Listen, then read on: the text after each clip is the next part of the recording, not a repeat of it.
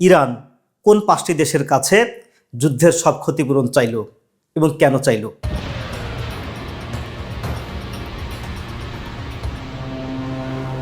Iran আনুষ্ঠানিকভাবে ঘোষণা করেছে সৌদি আরব, কাতার, বাহরাইন, জর্ডান এবং সংযুক্ত আরব আমিরাত এই 5টি দেশ সরাসরি ইসরায়েল এবং আমেরিকাকে সহযোগিতা করেছে ইরানে হামলা চালানোর জন্য।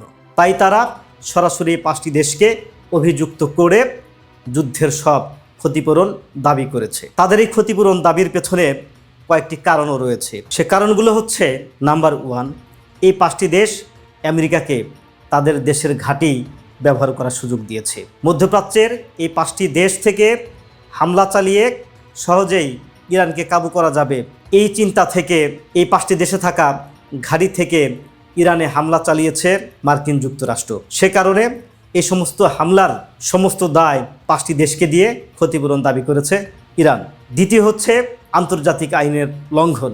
জাতিসংঘে পাঠানো চিঠিতে অভিযোগ করে বলেছে এই দেশগুলো তাদের আন্তর্জাতিক দায়িত্ব লঙ্ঘন করেছে, কারণ তারা হামলা চালাতে সহায়তা করেছে। একটি দেশ অন্যায়মূলকভাবে কোনো একটা দেশে যদি হামলা চালায় সেটি আন্তর্জাতিক আইনের লঙ্ঘন, আর তাতে যারা সহযোগিতা করবে সেটিও আন্তর্জাতিক আইনের লঙ্ঘন। ইরান দাবি করেছে মার্কিন যুক্তরাষ্ট্র এবং ইসরায়েল অন্যায়ভাবে তাদের দেশে হামলা করেছে, যার ফলে তারা জাতিসংঘে চিঠি পাঠিয়ে বলেছে এটি আন্তর্জাতিক আইনের লঙ্ঘন, আর যে সমস্ত দেশ এতে সহযোগিতা করেছে আমাদের দেশের সকল ক্ষয়ক্ষতির জন্য তাদেরকে ক্ষতিপূরণ দিতে হবে। 3 নাম্বার, যুদ্ধের ক্ষয়ক্ষতি, বড় ধরনের অর্থনৈতিক ক্ষতি দাবি করা। যুক্তরাষ্ট্র ইসরায়েলের হামলায় ইরানের অবকাঠামো, জ্বালানি খাত ও সামরিক স্থাপনায় ব্যাপক ক্ষতি হয়েছে। ইরান বলছে এই ক্ষতির জন্য যারা সাহায্য করেছে তাদেরও দায় আছে। 4 নম্বর, যুদ্ধের বাস্তব চিত্র। কেন ইরান এই 5টি দেশকে সন্দেহ করছে? মার্কিন ও ইসরায়েলি যৌথ হামলা শুরু হয় ফেব্রুয়ারিতে। মহাসাগরীয় অঞ্চলে মার্কিন ঘাঁটি ব্যবহার করা হয়েছে। ইরান পাল্টা ওই দেশগুলোর দিকেও হামলা চালিয়েছে। ফলে ইরান মনে করেছে এই দেশগুলো নিরপেক্ষ ছিল না। প্রকৃতপক্ষে সারা বিশ্ব দেখেছে এই দেশগুলো নিরপেক্ষ ছিল না এবং ইরানি অনেক মিসাইল হামলা ঠেকিয়ে দিয়েছে এই দেশগুলো, যার ফলে ইরান প্রত্যক্ষ এবং পরোক্ষভাবে এই 5টা দেশকে দায়ী করেছে যুদ্ধের ক্ষয়ক্ষতির জন্য। সে কারণে তারা এই ক্ষতিপূরণের দাবিটা করেছে। নাম্বার 5, কৌশলগত চাপ, ডিপ্লোম্যাটিক প্রেশার।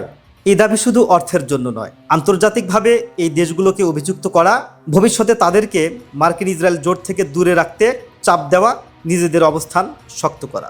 সহজভাবে বুঝলে ইরানের বক্তব্যটা হচ্ছে এমন, আমাদের উপর হামলা হয়েছে, যারা সেই হামলায় সাহায্য করেছে সরাসরি বা পরোক্ষভাবে তাদেরকেও এর ক্ষতির দায় নিতে হবে। এই অভিযোগগুলো সরাসরি ইরানের দাবি, তবে 5টি দেশ এতে স্বীকার করেনি। আন্তর্জাতিকভাবে নানা ধরনের বিতর্ক আছে এই 5টি দেশ নিয়ে। তবুও মিডিয়াতে যে সমস্ত খবর প্রকাশ হয়েছে, প্রত্যক্ষ বা পরোক্ষভাবে মধ্যপ্রাচ্যের এই দেশগুলো দায়ী।